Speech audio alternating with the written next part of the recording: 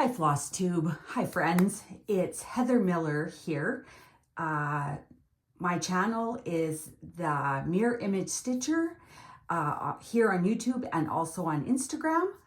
My channel is about cross stitch and I'm ready to show you some more of what I've been up to. I hadn't posted in quite a while, and so my last video was about what I had done in the fall-ish of 2024. And now I'm going to move you into Christmas. So yeah, let's get started. I'm just going to pull it into frame here. I'm going to be doing a little bit of moving some of this. Okay, there we go. All right. So I will have put in a picture here of what the original photo, what the cross stitch is going to look like when it's done. It is called Santa's Forest Friends. It's from a leisure arts magazine. I do not know the issue or the year. A long time ago when I was kind of trying to pare down stuff, I had just pulled out the pages from the magazine and then threw the rest away. And so unfortunately on these pages, they didn't have a year at all. So yeah, it's designed by Sandy Core Evans, needlework adaptation Sandy Orton, which I think is Cooler Design Studio. I started this in July 15th of 2021.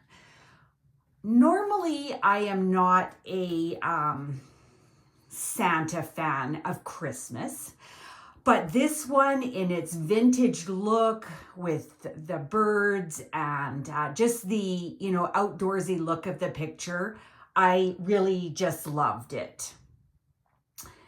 Also, I've wanted to do this. I've probably had this magazine for 25 years or more, or a part of it, and I have always wanted to stitch it. A little bit about it. It uses sort of all the things. It uses full cross, half cross, 3/4 stitch. It is very highly, lots of shading, lots of blends, lots of confetti stitching. Well, not so much confetti, but, 2 of these here and then some over here. And they're very sparse. So they use lots of shaded colors, which makes it a little bit difficult to stitch. It's challenging to stitch for sure. This red color, these different shades of red, of course, in the magazine, it came as a color chart. And so back in the day, you would, if I didn't mark up my original pattern, I would take it to a photocopy place and they got me a color photocopy. And it's really hard to distinguish. I'll show you a little bit, just a small portion of the pattern. Actually, I can do that right now. So just a little bit. There you go. It's very hard to distinguish those reds. And it's usually when I'm stitching this, oftentimes it's sort of, I stitch a bunch, realize I've used the wrong color, take it out, start again. Especially over here, I had to actually rip out almost all of that and start again. So it's been a bit of a 2 steps forward, 1 step back sort of situation with this chart. A bit of a love-hate relationship, but I still want to keep going. I do really love it. In here is going to be his beard. This is going to be the start of his beard in here. And then this kind of fluffy fur stuff will kind of come around. It comes around like that and over his shoulder. I'll try to put, again, that picture back up. So that's what I work on when I work on next. Now, this is an example of, like over here, it would have been really hard to start in here because there would have been a lot of counting to get to some of the first things in the pattern. So in all honesty, I actually started in this corner right here because of course there's no counting, you can start. And I'm just gonna flip this here because I actually, like if you think of me being on the other side, I actually stitch it upside down, because if you start from here or start from here, you're doing it the same. You just can't turn it 90 degrees. You have to turn it 180. Like turn it upside down or turn it right side up will make your crosses the same. So I just wanted to point that out, that sometimes depending on your pattern and where it's easiest to count to, that's what you might have to do. I'm going to push it over here now. So these are the threads that I'm using. They are a combination of DMC and some Cosmo colors. Some of the reds and pinks, these are all Cosmo colors right here. And I kind of looked through this all, and there was actually, I don't know if I'll be able to find it now. Oh, this one, this lightish brown sort of color. This is also a Cosmo color. 366. There are 43 colors in this chart. Quite a few. Some of them, like some of these greens and these blues, there's not much of them, but there's a nice variety of the colors.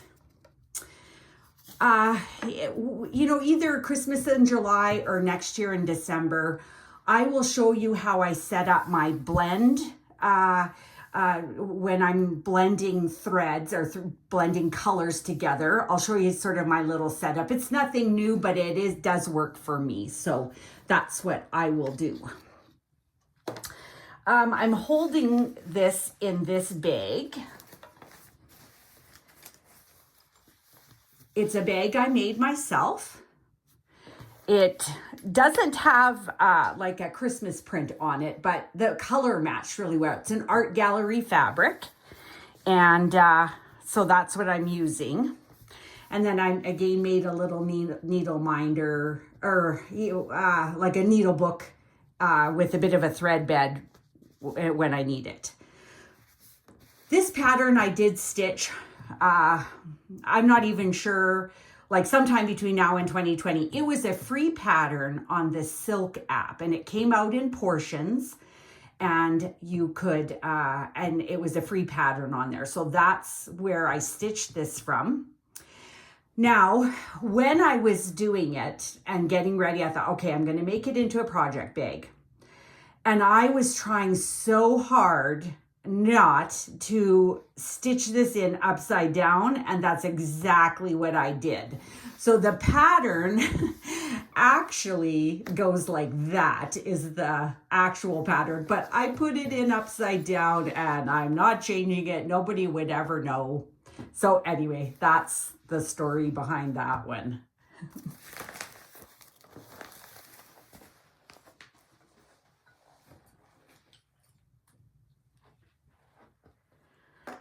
All right, next up I have a pattern, and it's called A Christmas Gathering. I'm going to put a picture in here. It is designed by Erica of Fibers and Floss Canada. I'm going to put this out here. I do park, so I'll leave that there.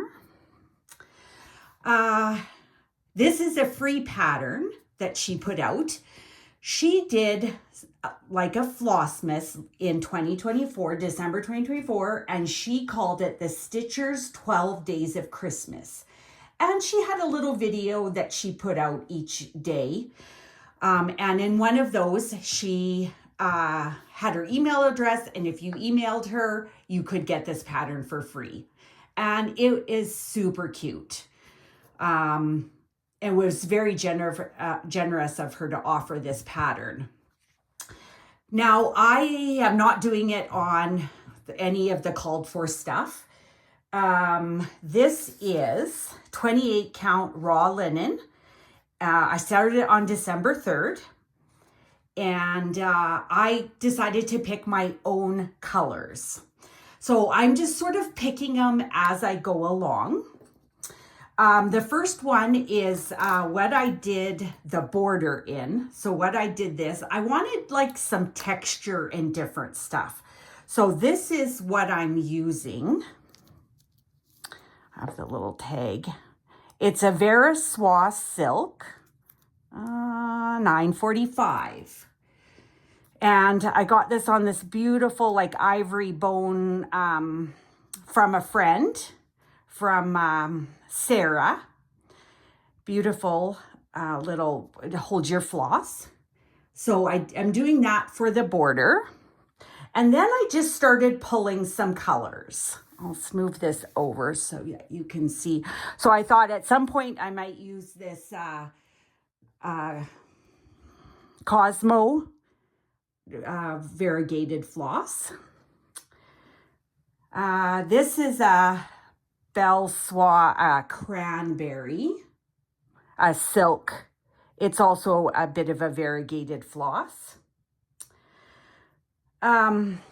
And where I got some of these flosses, these silk flosses, was I had ordered a package, a red package from Embroidery Marketplace out of Calgary. And it came in a little kit that had a number of different flosses in it to give you just an idea of what some other stuff might be to use, so you could try a few things.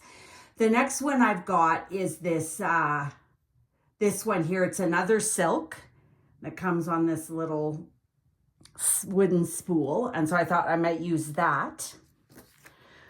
I also have this classic Colorworks, this red ribbon. And then I had a wonderful friend offer me a whole bunch of metallics and Krynics. And she sent them to me for free. It was very generous. She offered, she wasn't going to use them anymore. And she had this red metallic in it. I got it upside down. It was a Veriswa metallic. And so I'm putting that in there. I'm actually doing the Merry Christmas right there in that metallic floss. Yeah, so that is that one. And I just think sometimes I just wanted a bit of texture. So this is quite a thick floss. Then some of these are quite thin. And I think it's just going to give it some dimension. And so that's what I am hoping for and going for in this particular pattern. Okay, I'm going to check my notes here and see. Yes, that's what I wanted to tell you about that. Okay. Now, the next thing I wanted to talk about, and it's just going to be a few series of pictures because I actually haven't started it yet. But in watching Erica's 12 Days of Christmas, or maybe even the Flosstube just before that, I can't remember, but she mentioned Brooks Books, Brooks Nolan of Brooks Books. And a lot of people will recognize her. She has some lovely free patterns that she's put out, like little like an advent calendar of little animals that a lot of people have been doing that or been working on those. But I have always been interested in these free seasonal pantry vignettes that she put out for free. So I had downloaded them and always wanted to start them. And so in Erica, listening to her, prompted me to go to her website. and have a look at some of her things. Her website was on Etsy, not website, sorry, like her page on Etsy, her store. And I finally took the plunge. She had a sale on. And so I got the vintage spring and the summer and the fall and then the winter ones. And I just have always liked those, and I decided I'm going to get them. Also, Erica, I believe, is doing the Spirit of Christmas Angel, I believe. And so I went through some of her angel ones, and I did buy the Spirit of Quilting Angel and Christmas Angel, the Knitting Angel, and the Cross Stitch Angel. There were two other little patterns that she had that was like a group or a bundle. And one was like kind of like a little animals and camping. I forget what the other one was. I think it was like Christmas stuff, but I think I had thought, oh, I should get that bundle of the little patterns of the little camping stuff. But it kind of, not expensive at all for a designer, but it was like another $35 or something. And so I thought, I'll maybe wait. And I've got this. This was a good amount already. And so I thought that. And then sadly, like not very long later, maybe a week or so later or something like that, getting a notification through Etsy or whatever, her husband, Brooks Nolan's husband, put up on her Facebook page that she had sadly passed away.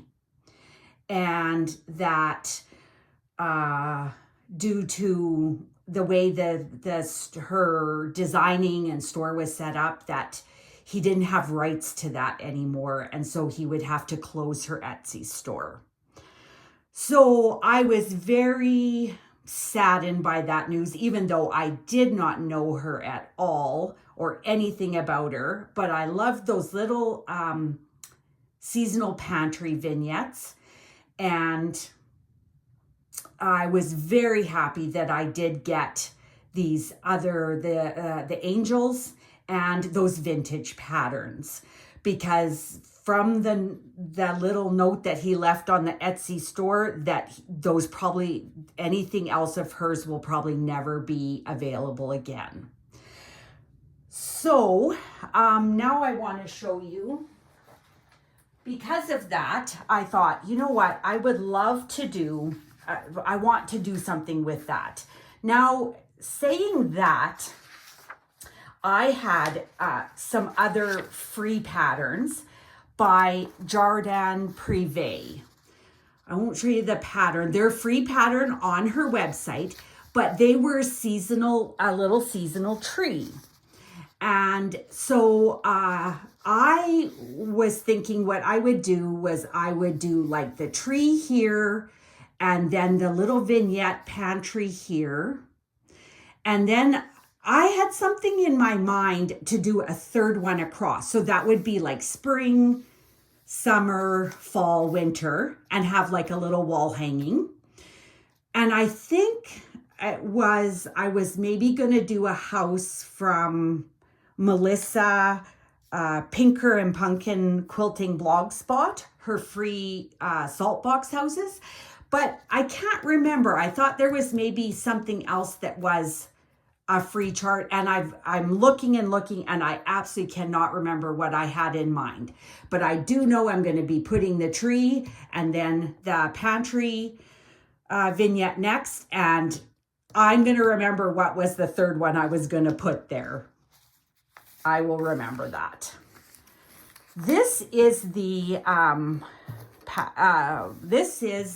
fabric that I'm going to be using.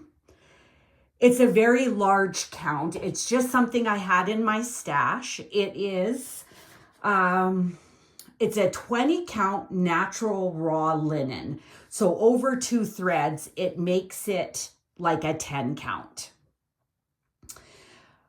I decided to use this because I have kind of gathered some of these Valdani threads, and they are a 3-ply Valdani thread. And so I chose some. These are the colors for the winter tree is what I've chosen here. Because they're a little bit thicker and they cover nicely. I've used it on different counts. So, you know, you have to try it for yourself, which one you like. But I think this is going to be okay. If I use this, I think I'm going to get some coverage, nice coverage, like one strand, because you don't necessarily pull these apart. It's just, you just pull it off the, you pull it off here and you just use it as it comes off. And then I think it will be like over 2 threads and a full cross. And I think it'll look really nice because I've used this on like a 36 count and it was super tight. And so this might be a bit loose, but I think it's going to be just fine. And I had this in my stash, so that's what I wanted to do with that. And yeah, so that's kind of what I wanted to do there. Now, the reason I had this fabric in my stash is years ago, my mom wanted me to stitch this a pattern. And this is what it was, It was this, the Wild Menagerie, and it was a series of these the heads of these different cats. And at that time, I didn't have any other place except for this one place to go to buy fabric. And I believe I had tried it on a black fabric. I had tried it like Ada and linen, and it was not, I couldn't see it. I absolutely could not see it. So I needed something bigger, and for whatever reason, this is all I could find, or was what I could afford, or I have no idea. But it was a gigantic piece, and it was enough. This isn't the scroll rods, but this is what I had to do with it. Was I had scroll rods that were long enough that I could stitch it like this. So like the pattern that I loaded the fabric on, so it would be like that. And I would lean that end up against the table or something, and that's how I would stitch it. So I just thought I would show you on the one end of this fabric is the beginning of that chart. Just a little bit of it. That's as far as I ever got with it. And I thought if I use the other end of it, I can still salvage this because I'm not going to ever stitch this. I never got around to it. And so I didn't. But back in the day, I'll show you a little bit.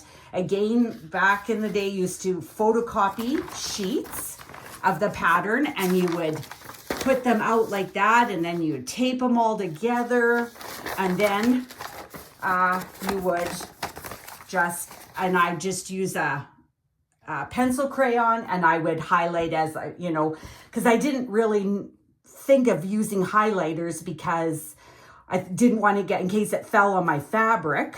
So I used to use like a pencil crayon, and that seemed okay. And that's what I used to do back in the day. So that's that pattern. So it's nice to have that fabric, you know, have something done with that. Okay, I'm just looking at my notes again here. Okay, so next is I needed to use a red for a little bit of red in that winter. And this was the red that I'm going to use in the winter tree. It's a 12 weight Valdani. And why I had this is because I tried this. Now this isn't cross stitch, but I tried, let me see if I can move that up a bit. I tried some sashiko stitching. I got a little kit and I had made this pillow. I had done the front of it. Whether I did it correctly or not, I have no idea, but that's how it turned out. It's a piece of muslin that it was printed on, and that's what I did. And I went to the thrift store. Like, I probably had stitched this 2 years ago and it was done, and I never got it done the year after for Christmas. And then just this past Christmas, I finally made it into a pillow. I had gone to the thrift store and I had bought a wool, a coat for just a few dollars. And I used part of that wool coat for the back. And it does have a hidden zipper. So you could take the pillow form out and use the pillow form for another pillow if you wanted, like to change things out seasonally. But right now I have no intention of taking this out.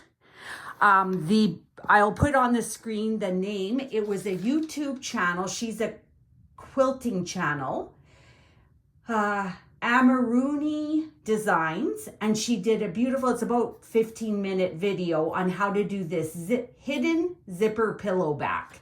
And it was super easy. I don't know why I put off for so long. I had put off finishing off this project, but I did. And then I just put some buttons in the corners that I had. One time when we were in Vegas, I went to the Christmas Goose, which is a quilting store there. And in looking around, they had this cheap little bag, a drawstring bag of these buttons. And they were like on like 75% off, so I bought them.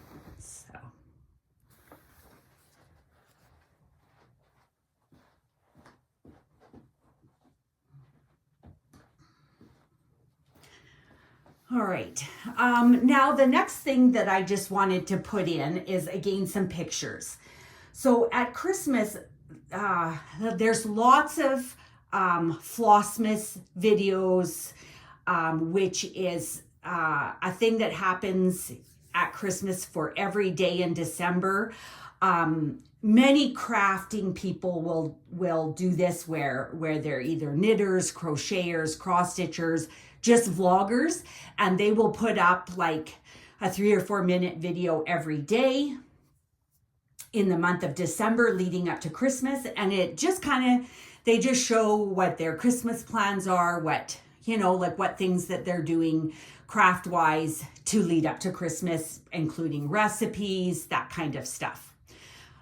So I ran across, this is the first time I had run into her, was Crafting Chris, and I'll put her YouTube channel up here. She's a Canadian from Ontario, and she's been doing Flosstube for a while now, but I had just run into her because of her Flossmas, and it was so cute. She put up a video every day, like just a few minutes, of a pattern. She had taken a pattern and chopped it up into like 24 parts, and she stitched a little bit every day, and it was like a mystery thing. So you could go that day and see what more she added to the pattern in trying to see what it was. And it was so cute. I just loved her idea of doing that. So I could tune in each day, see what else she added to the pattern, and just watch it come alive. It was such a good idea.